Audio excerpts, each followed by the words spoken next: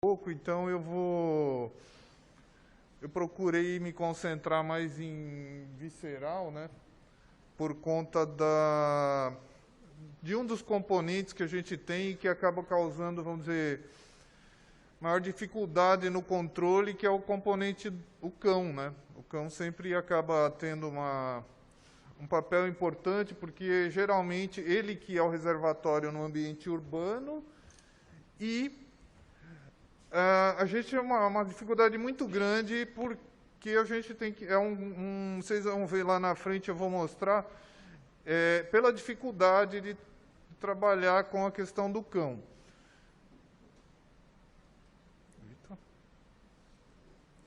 Então, não possuo conflito de interesse, né? A gente tem um manual do Ministério, que é o Guia de Vigilância e Saúde, que norteia aí as ações, né? Esse aqui é de 21, se colocarem na internet, vocês vão achar facilmente. E lá tem o capítulo de visceral, tem de tegumentar também, tá? Fácil de ver. Então, a gente tem a questão do componente humano, né? O Estado, são vários municípios que têm a leishmaniose, e, assim, até lá para 2016, a gente parava aqui, né? Próximo da região de Bauru, né? E, de repente, teve um pulo que foi parar lá no litoral, no Guarujá. Então, isso aí também, assim, causou um problema, né? Então, eu vou falando... porque mudou o local, e a gente tem um município da Grande São Paulo também, fora aí um município na região de Sorocaba. A questão do cão, veja como é que é a expansão da leishmaniose visceral no reservatório canino, né? Isso até 2020, né? Se a gente falar em 2021 e agora, temos muito mais municípios. E tem a questão do vetor. Antes, a gente trabalhava com lutsomia longipalpis, né? E agora, muitos municípios, principalmente na Grande São Paulo, a gente tem os vetores secundários. Que vetores secundários? Espécies que eram de tegumentar, que eram nitidamente transmitidas ao tegumentar, e estão envolvidos na visceral, nos estudos que o pessoal fez. Então, temos outras espécies. Então, assim, quando a gente fala de controle, é bom sempre a gente falar de algumas regiões que são... A gente viu os pulos, ou viu que podem ter problemas. Então, a Baixada, a gente tem 3 municípios, vejam, a questão do cão, né, e vetor. O Santos e Guarujá e Cubatão com cão, no ano passado. E o Guarujá, em 2016, que a gente teve 2 óbitos de crianças, acho que era uma de 1 ano e outra de 4 anos, da mesma família, tá? Numa região muito pobre, próxima à Enseada.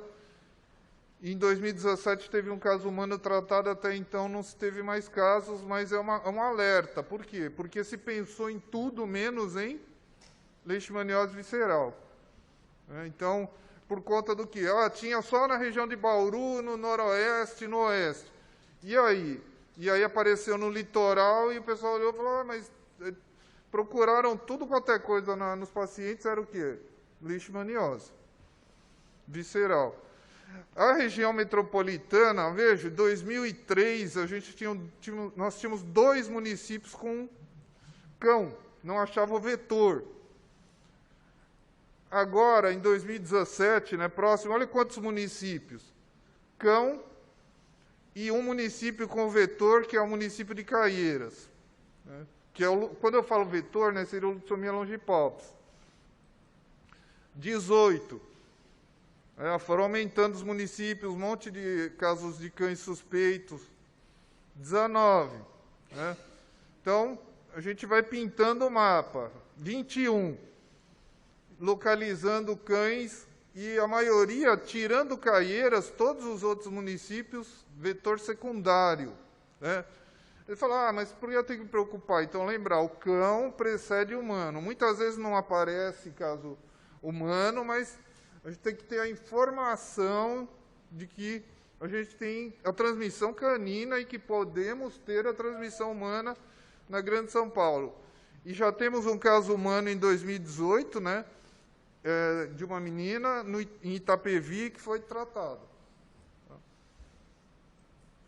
A região de Campinas, gente, a região de Campinas, só vetor até 95, né? Olha lá, só tem vetor, não tem nada. Agora, em 2009, Campinas, que teve em um condomínio cão e vetor em Jaguariúna. E depois, agora próximo, Valinhos, Vinhedo, né, achando vetor. Indaiatuba, cão, vetor.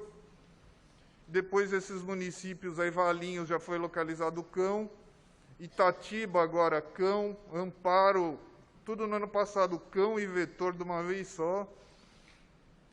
Então, para fazer o controle, a gente precisa o quê? Que as instituições do Estado, junto com os municípios, né, se unam. A SUSEM fazia o vetor, não está mais, foi todo mundo passado para o Pasteur, então a gente espera que o Pasteur faça a questão do vetor, né?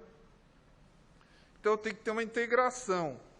Essa integração para trabalhar casos humanos, trabalhar diagnóstico, e tem o componente casos caninos, vetor, a parte de educação, que eu acho que a gente peca muito, né? Manejo ambiental, para ver a situação dos municípios. Então, o que o Estado procura fazer? A gente, esse ano, já tentou fazer uma capacitação e falar da leishmaniose visceral nos municípios da Grande São Paulo, por conta do mapa que vocês viram, né? Então, a Grande São Paulo com aparecimento muito, todo ano, de muitos municípios com cães, né? Então, sensibilizar o pessoal da saúde. E agora a gente conseguiu fazer só por vídeo, mas tentou sensibilizar a saúde de uma maneira geral para falar, olha, estão com cão, gente, então a gente tem que ficar esperto, porque pode aparecer outro caso humano. No final do ano a gente foi para Amparo, porque foi achado o cão e o vetor no condomínio, e depois no bairro próximo a gente já localizou cães infectados. Então, já estava tendo uma transmissão. A prevalência nos cães era maior que 10%, nos cães que foram coletadas as amostras, então, altíssima. Então, foi feita uma sensibilização com os profissionais da saúde, vários dias para poder atender todo mundo, enfermeiro, médico, todo mundo, para sensibilizar, dizer sobre a doença, falar o que exame que eles têm que pedir. Então, uma situação que a gente procura fazer quando tem essa localização ou de cão, ou de caso humano, ou de vetor, né? Fizemos agora em junho, nesse mês, em Itatiba, porque também no final do ano passado foi localizado o vetor. Já tinha o relato de cães, também uma prevalência alta, quando fizeram inquérito, de 8%. Então, é importante sensibilizar o pessoal da saúde. Tá? Falar, assim, a doutora Regina facilitou o meu trabalho, que ela já falou um pouco de diagnóstico. Então, o que o Ministério oferece para a gente? Né? Desde 2011, teste rápido. Então, chegou lá, teste rápido.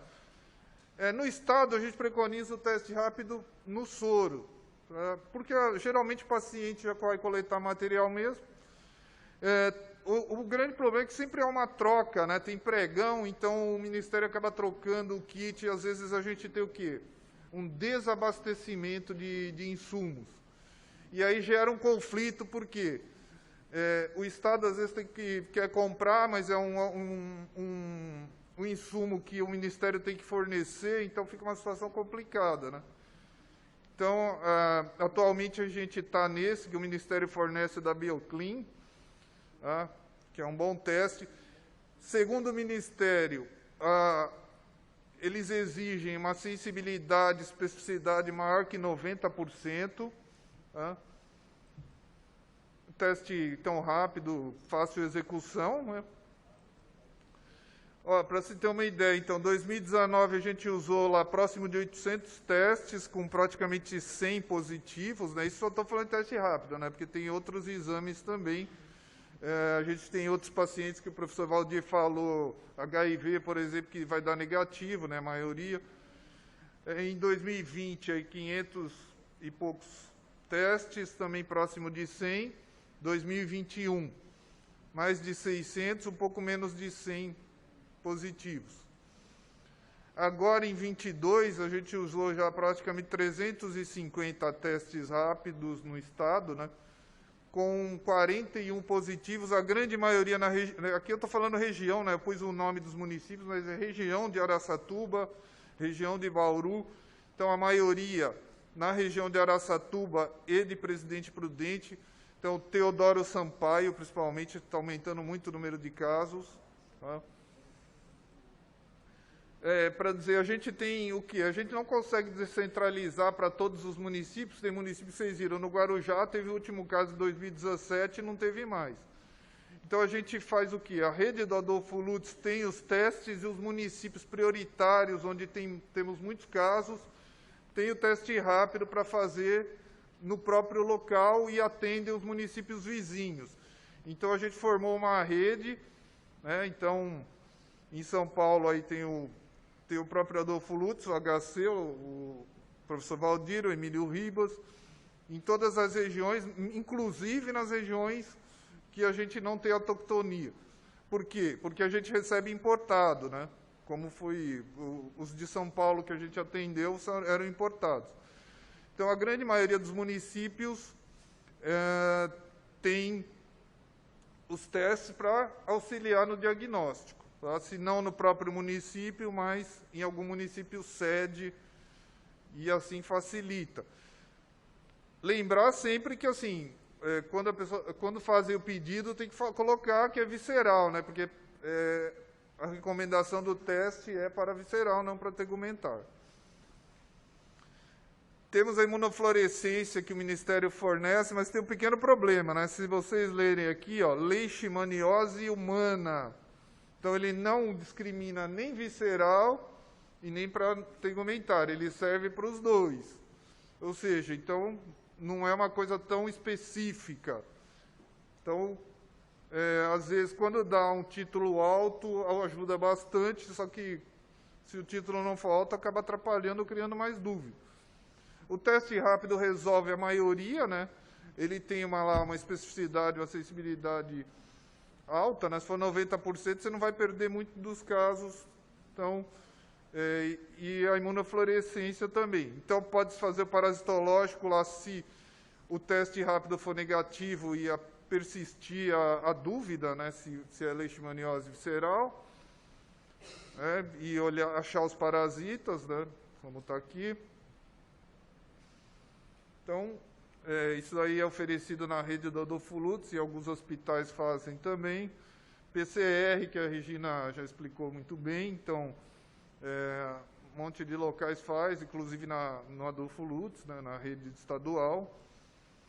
O histopatológico, a gente em alguns locais também faz, mas histopatológico geralmente para visceral é depois que o paciente já foi a óbito e vai esclarecer, né? Então,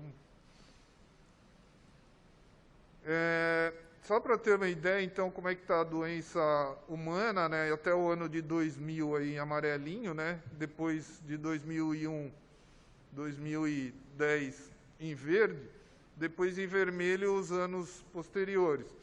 Então, os humanos sempre a gente tem sempre tem algum município, né? Ou alguns municípios que aparecem casos novos e entram como transmissão. E aí a gente também tem a questão da vigilância do cão, né? Todos os municípios aí que tem transmissão canina, humana e vetor, a recomendação é que se faça inquérito sorológico, amostral ou censitário. Agora, vocês imaginam pegar um município como Bauru e fazer o inquérito censitário, todos os cães de Bauru, que tem milhares, é impossível, não se faz. Né? Recomendar é uma coisa, agora a questão de conseguir trabalhar é outra. Então, geralmente se faz amostral ou se vê em torno dos casos humanos. Né? Então, mas aí vão de casa em casa para ver como que está a prevalência da infecção nos animais. Então, esse é um componente custoso, né, para o Estado, para os municípios. usando testes fornecidos pelo Ministério. 2019, quase 120 mil testes em cães nós fizemos no estado de São Paulo. Mesmo com a pandemia, quase 70 mil em 2020. Então, a gente trabalha muito a questão do cão, os municípios trabalham, o estado também, para ver a prevalência da questão do cão. Para os municípios que não têm transmissão, que têm dúvida, além do sorologia, a gente vai fazer o parasitológico ou PCR, para confirmar a infecção. E, é lógico, né, a autoctonia do animal, para poder dizer se o município tem realmente a transmissão no próprio município ou não. Municípios novos com transmissão canina, vejo também a mesma coisa, em amarelo até 2.000, depois em verde até 10. Né? Sei que sempre temos aparecimento de municípios novos todo ano, onde se detecta cães positivos. Então, é uma coisa que sempre você tem que ir aumentando o diagnóstico, tem que ir aumentando o inquérito, aumentando tudo, é uma coisa muito custosa, né, e de difícil operacionalização. E tem a questão do vetor, né? O vetor que transmite Lutzomia longipalpis, os vetores secundários. Vejam que a gente tem um grande número de municípios aí com transmissão, né? Caiu bastante a detecção, né? E também tem que ficar procurando, armando armadilha nas casas, não é uma situação fácil, né? Se fazer a falta de pessoal também, então a gente acaba tendo essa dificuldade, mas é muito importante também saber aonde que tem o vetor, né? E como o meu amigo Osias da SUSEM lá diz, né, do Pasteur, né, a gente tem que ter uma integração, né? Ou seja, para que o vetor é um inseto que gosta de matéria orgânica úmida, né, e não se prolifera em água como a Aedes, né? Então, você tem que fazer limpeza, fazer a questão de manejo ambiental, que é difícil no interior, né? Imagina esse item aqui, podar a árvore e permitir a incidência de raios solares, né? E o cara plantou a árvore para quê lá? Justamente para ter a sombrinha dele. Então, é uma situação difícil de trabalhar o vetor da leishmaniose. Se a gente não consegue nem trabalhar a dengue, né, que está todo mundo cansado de saber como controla a dengue, imagine nessas situações. Fazer proteção de malha fina para o cão. No interior, o pessoal tem o hábito de ter galinheiro grudado na casa, é difícil tirar esse hábito.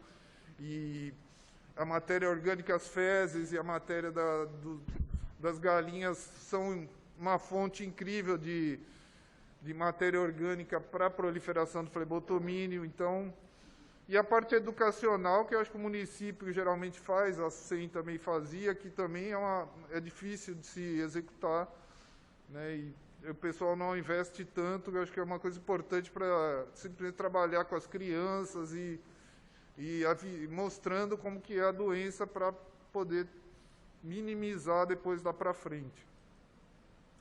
Para chegar no estado de São Paulo, né, que é esse perfil até 2020, já aumentou, né? Então, temos vários municípios de transmissão humana, canina, né? Então, é um trabalho que a gente tenta fazer, tenta mapear, fazer toda essa questão, trabalhar todas essas frentes, né, desde o vetor ao reservatório canino.